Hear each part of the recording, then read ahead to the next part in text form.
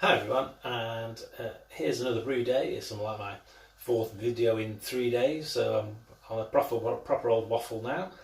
What I've got is my modified mash tun with its new ball valve, bazooka filter attached to the end of the ball valve there, and then the splash screen which I modified and sits just above the ball valve.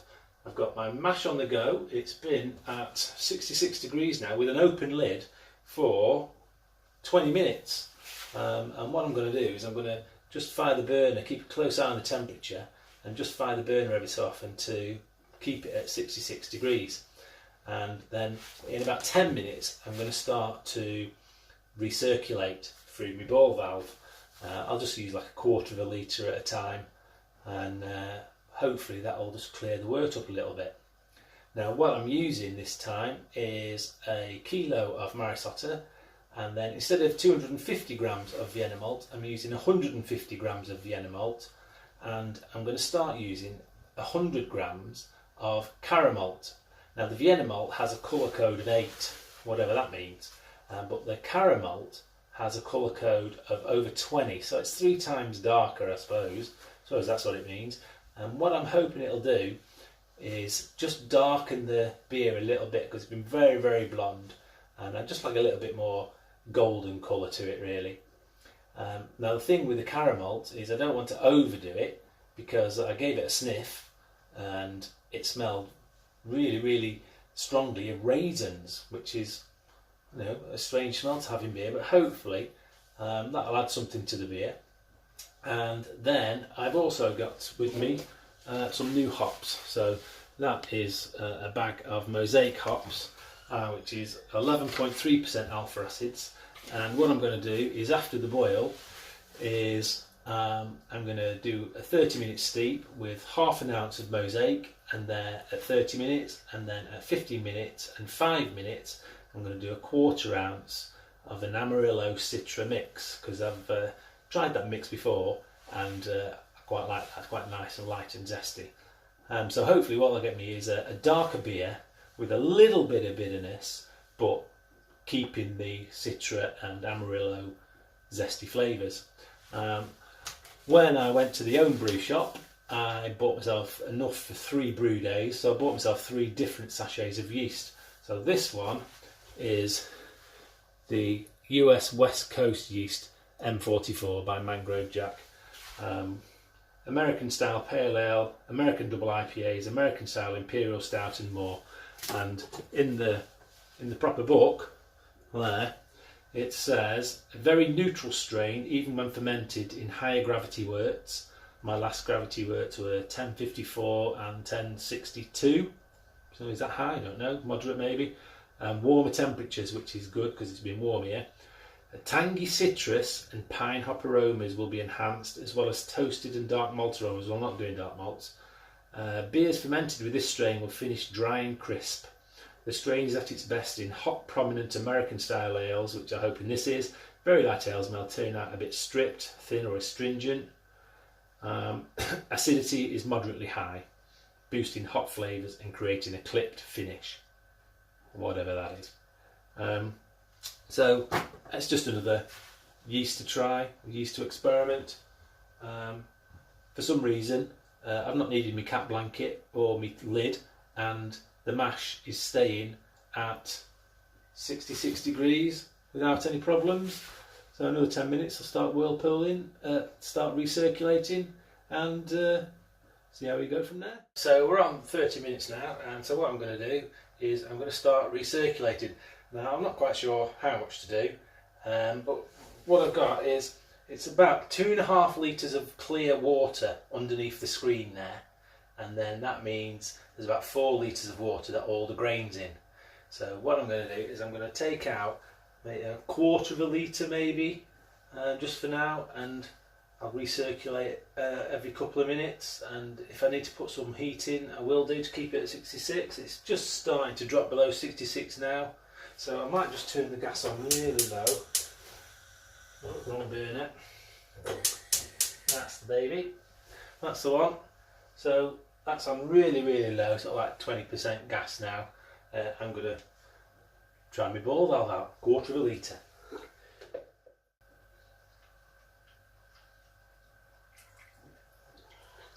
Okay, let's just give it a bit of a wipe to keep the drips off the floor, keep the boss happy.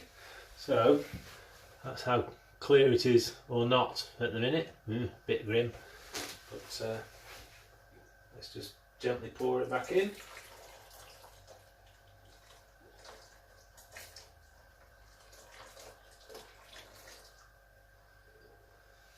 I'm pretty sure that's not the way to do it, just A, because I'm doing it, and B, because I'm doing it. Right, so I'm just going to do this now for the next 25 minutes or so. Try and keep the temperature at 66 and recirculate a little bit of the wort that's at the bottom there. I might start doing a little bit more, maybe half a litre, and hopefully it'll clear up. So I'll come back in maybe 20 minutes and show you how clear the wort is or not. Okay, so we're coming to the end of the mash now. This is going to be the last recirculation. I've been recirculating for about half an hour, and let's just see if it's any clearer than what it was half an hour ago. So what I've been doing is just opening the valve a little bit and then just bleeding off half a litre, 500 millilitres, very gently, and then putting it back in. One little trick, if you want to stop water from dripping on your floor, just at the end of your spoon, over the end of the valve there, and by some magic of physics, it pulls all the water out of the empty tube, and you don't get drips on the floor. Yay! So that's the colour of what it is now. Is that any different? Probably not. No. One thing I will say is that I've had the burner on that is absolute lowest, and it's kept the temperature really nicely at 66 degrees. So I think this is the best mash I've done so far. But what I need to do now is get as much mashed water out of this as I can before I do my sparge, and I need to get 7.25 litres, so I'm not sure how much sparge water that is, so it'll be a bit of a guessing game. So what I'm going to do is I'm going to get another bucket, another pan, sorry, not another bucket, another pan, and empty as much of that wort into that pan as I can, measuring it with my jug as I go, so I know how much I've got, and then I'll lift the grains off, sparge them, and then go for the boil.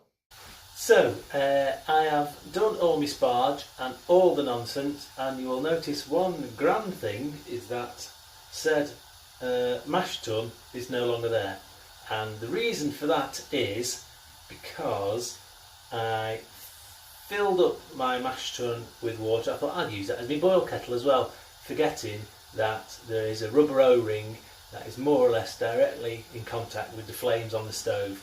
So what I'm going to have to do is get another stock pot with that big hole that I've drilled in it and use that as a boil kettle, which the boss will love no end. So what I've done instead is I've put two of my other biggest pans I've got, I've split the batch, and I'll boil it for, well, it's 10 to 11 at night now, so I'm going to boil it for 45 minutes and balls to it because I want to go there.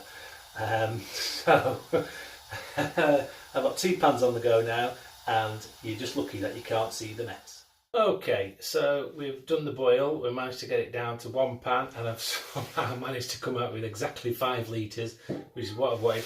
I've got my first hop addition of half an ounce of mosaic in there, it's like 12 or 13 grams in there waiting, and now I'm just going to start the whirlpool, and to do that I have a cunning plan. Being a bloke, I've managed to figure out a way of whirlpooling using a power tool. So what I've done is I've opened the chuck on my drill as far as it'll go, and I've put me whatever this is, my spoon, my paddle into the end, and I've put it on a really low screwdriver setting, and I've set my screwdriver to a low speed. So what I'm going to do is I'm going to give it a couple of minutes. There's a good strong battery in this as well, so I'm going to give it a couple of minutes, get it proper whirlpooling, and then we should be about ready to add in the next set of hops. I'll give it another whirlpool then, and then we'll add the last set of hops in, and we'll give it another whirlpool then, and we'll start to cool it down to see how it goes. It should be fun.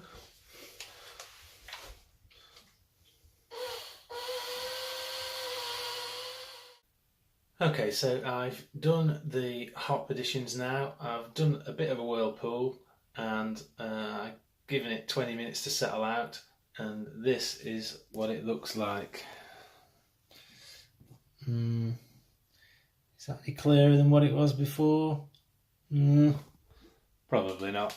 But now what I'm going to do is I'm going to empty it from there into there, cool her down, and then I'm going to pop her in that carboy there, using that humongous funnel there.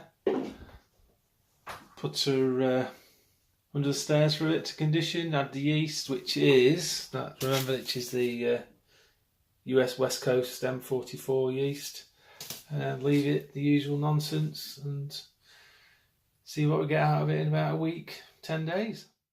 Okay, so what I did is I finished off my steeping and I give it a bit of a whirlpool and waited for about 20 minutes, and it did actually, a lot of particles did actually drop out of the wort, so using the ball valve that sort of sat above all those particles, so I think whilst it doesn't look that clear, it's a much cleaner wort than I've had before, so I'm quite happy with that. There's still a couple of things I need to do. I think I maybe get a little aquarium pump for recirculation and what have you, and I'm just looking at the colour. It's definitely a little bit darker, which is what I'm looking for, and I can definitely smell the citra hops. So what I need to do now, because we're down to about 20 degrees, is do a gravity test. So it's been a bit of a hodgepodge night really. It's now 10 to 1 in the morning and I've been at it since 9 o'clock, and I'm getting a bit tired and I've messed up in several ways. I've learned tons tonight, it's been great, but let's see where we're at. So what I'm actually at is 1052, which, given tonight's mess around, 2 pans, 3 pans, ball valves and bazooka filters and mess and all sorts of nonsense, I'm quite happy with that. I've learned an absolute ton tonight, and there's a couple of things I'm going to work on and try and sort out.